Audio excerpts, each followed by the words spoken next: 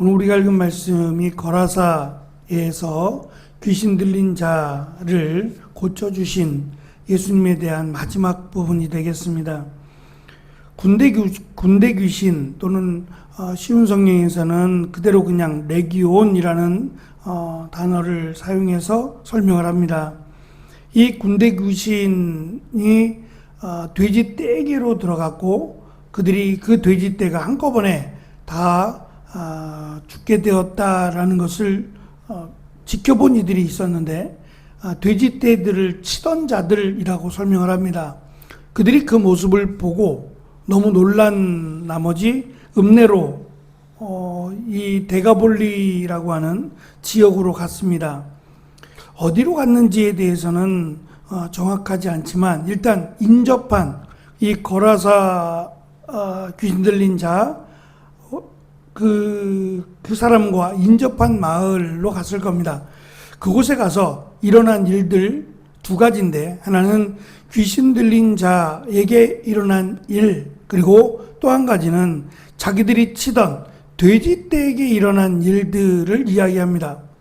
그 소식을 듣고 사람들이 확인하기 위해서 이 말은 어찌 보면 아마도 이 돼지떼의 주인들일 가능성도 있어요.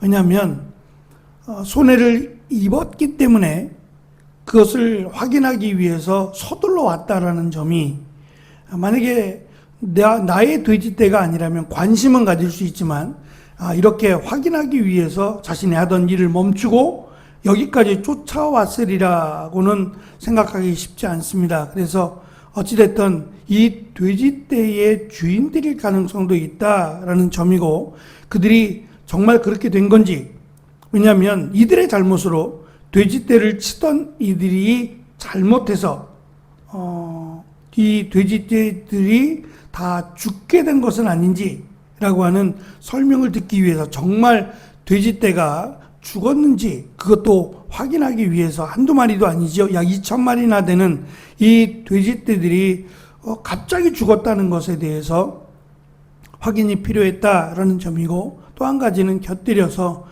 이것이 단순히 돼지떼에게 일어난 일이 아니라 귀신 들렸던 자와 연관된 일이고, 그것이 갑자기 찾아온 예수라고 하는 사람, 유대인인 예수라고 하는 사람, 또 그의 일행이 옴으로 인해서 갑작스럽게 배를 타고 이쪽으로 옴으로 인해서 시작된 짧은 시간 안에 이루어졌던 일이다라는 것이 호기심을 일으켰을 겁니다. 오늘 말씀에는 두 사람의 대조적인 반응이 나타납니다. 하나는 사람들의 반응입니다. 돼지떼가 몰살당해 죽었다라는 것을, 또 귀신 들린 자가 고침을 받았다라고 하는 소식을 듣고 찾아온 사람들의 반응, 부정적인 반응이고, 또 하나는 고침을 받은 귀신 들렸던 자의 긍정적 반응을 기록합니다. 먼저 지역 사람들은 군대 귀신을 그 사람에게서 쫓아내신 예수님을 마을에서 나가달라 쫓아내려고 하고 있습니다. 두 가지 이유인데, 하나는 이 귀신 들렸던 사람, 군대 귀신이라고 하는 누구도 제어할 수 없는, 그것이 어느 정도인지는 알 수 없어요. 그런데 이 무덤가에 살았다고 했고 혼자 살았는데 그 사람 하나를 통제하거나 제어하거나 마을에서 쫓아낼 수 없었다라고 하는 점이 어찌 보면 이들은 감당이 안 됐던 겁니다. 그 정도가 이 마을 주민들조차도 쉽게 어떻게 할 수 없었던, 그러니까 이 귀신의 힘이 너무도 강력했다라는 걸 의미합니다. 그래서 그를 쫓아낼 수 없었던 정말 골칫거리 가운데 하나였는데, 그들이 도착해서 보니 그가 제정신이 돌아와 있었고 또 옷도 입고 있는 모습을 보고 두려움에 빠졌습니다. 그를 고친 이에 대해서 두려움이 생겼다라는 것이고, 또 한 가지는 이것이 더 결정적인 이유인데, 돼지떼들로 인한 경제적 손실입니다. 말씀드린 것처럼 돼지떼는 물에 들어가도 죽지 않아요. 근데 물 속에 들어가서 물에 죽어 있는 돼지떼들을 보니까 그게 더 이상한 겁니다. 누가 의도적으로 한꺼번에 이 돼지떼를 죽이지 않는 한, 돼지떼가 한두 마리도 아니고, 그러니까 비탈길로 내려오면서 휩쓸려서 어느 정도는 죽을 수 있지만 2,000마리가 넘는 돼지떼가 한꺼번에 몰살된다는 점은 전염병에 걸려도 이렇게 죽지는 않아요. 그러니까 한꺼번에 2,000마리가 되는 돼지떼들이 몰살당해 죽었다라는 점은 아무리 그냥 이론적으로 설명해도 납득이 안 되는 거예요. 근데 실제로는 그 2,000마리가 넘는 돼지떼가 지금 물에 둥둥둥 떠 있는 겁니다. 다 죽어서. 그러니까 이것이 도대체 어찌된 일이냐. 어떻게 이렇게 한꺼번에 이 많은 돼지떼가 다 죽을 수 있느냐. 만약에 이것이 이 돼지떼를 치던 자들의 그들의 말이 어떻게 전달되었는지는 알 수 없지만 그들이 예수님을 나가달라라고 한 것은 어느 정도 예수님과 연관이 있다라고 본 겁니다. 이들의 죽음, 이 돼지떼들의 죽음에 예수님이 연관이 돼 있다라고 보았습니다. 그래서 이것으로 끝나지 않는다. 돼지떼들을 죽인 것이 예수님이 행하신 일이라면 그가 우리 마을, 우리 지역으로 오면 또 다른 경제적 손실이 올 것이다 라고 하는, 또 한편으로는 앞에서 서기관들이 예수님을 향해서 귀신 들린 자를 쫓아내신 것에 대해서 더 큰 귀신이 그에게 임했다라고 말도 안 되는 그 생각을 했던 것처럼 이들 역시도 그 서기관처럼 예수님이 이 귀신 들린 자보다 더 큰 귀신, 더 강한 귀신이 예수님이다. 예수님이 더 강한 귀신이 들려서 이렇게 귀신들을 누르고 그 귀신들을 돼지떼에게로 보내서 돼지떼를 죽게 했다. 그러니 예수님이 더 큰 귀신으로 보고 예수님을 나가달라 말해서 쫓아내고 있다라고 볼 수 있습니다. 이 말씀 속에서 우리에게 가르쳐주는 교훈은 예수님께서 말씀하시고 예수님께서 보여주신 기적과 능력, 특별히 영적인 이 귀신을 쫓아내는 이러한 능력에 대해서 항상 긍정적인 반응만 있지는 않다는 거예요. 부정적이고 예수님을 쫓아내려고 하는 부정적인 반응도 있다는 겁니다. 그것을 지금 제자들에게 보여주시면서 너희들이 앞으로 귀신을 쫓아내고 병든 자를 고치고 하는 사역들을, 하나님의 말씀을 전하는 이 사역들을 감당할 텐데 이 사역들의 결과가 모든 것이 긍정적이지만은 않다라는 점입니다. 그래서 너희들이 이것 때문에 오히려 핍박을 당하고 오히려 내쫓김을 당하는 일도 내가 그랬던 것처럼 너희들도 그렇게 당할 것이다 라고 하는 부분이고, 또 한 부분은 영적인 부분입니다. 오해할 수도 있고 또 이것이 예수님을 귀신의 왕으로 지금 이해하고 있는 것처럼 장차 제자들도 이러한 오해를, 그래서 우리가 잘 아는 것처럼 사도행전에서 이 사도 바울이 이 사람을 고치거나 병자를 고치거나 또는 이 뱀에 물려서 죽어야 되는데 죽지 않자 그를 향해서 엎드려 절하면서 마치 그가 신인 것처럼 이런 그 사역에 대한 어려움을 겪을 수 있다라는 거죠. 그럴 때 정신을 바짝 차리고 무엇이 더 중요한지, 그리고 어떠한 결정을 내려야 되는지에 대해서 예수님이 가르쳐 주는 거예요. 그러니까 예수님을 귀신의 왕으로 섬겼던 것처럼 제자들도 이러한 능력과 이러한 결과가 임했을 때에 사람들이 그를 신으로 섬길 수도 있고요.